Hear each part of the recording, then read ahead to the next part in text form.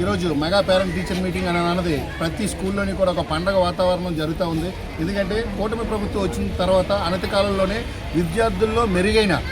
ప్రతి ఒక్కరి దగ్గర కూడా మెరుగైన రిజల్ట్లు ప్రతి ఒక్కరి దగ్గర కూడా అంటే గతంలో చూస్తే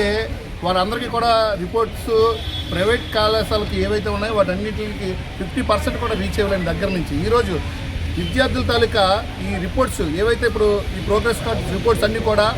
ప్రైవేట్ కళాశాలను క్రాస్ చేసే విధంగా వాటన్నిటికీ ధీటుగా ఉందనంటే ఒకే ఒక ఆలోచన కూటమి ప్రభుత్వం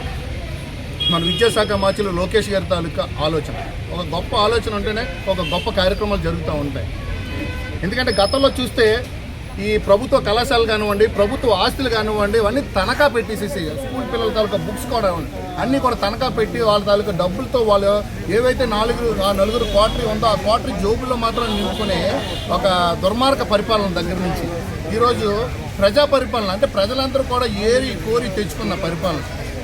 ఎందుకంటే ప్రజల చేత పట్టాభిషేకం చేసుకున్న ఈ కూటమి ప్రభుత్వం ప్రజలందరికీ కూడా మెరుగైన ఏవైతే మౌలిక వసతులు ఉన్నాయో అవన్నీ కూడా కల్పించడంలో ఈరోజు సక్సెస్ఫుల్గా సక్సీడ్ అయిందని చెప్పేసి నేను తెలియజేసుకుంటూ గతంలో సన్నబియ్యం ఇస్తానని సన్నాసులు ఎంతమంది చెప్పినప్పటికీ కూడా ఇది ఈ కూటమి ప్రభుత్వం ఎటువంటి ప్రమాణాలు చేయకుండా కూటమి ప్రభుత్వం వచ్చిన అనతి కాలంలో మన మిడ్ డే మీల్లో సన్నబియ్యంతో స్కూల్ పిల్లలు ఎందుకంటే స్కూల్ పిల్లలు అంటే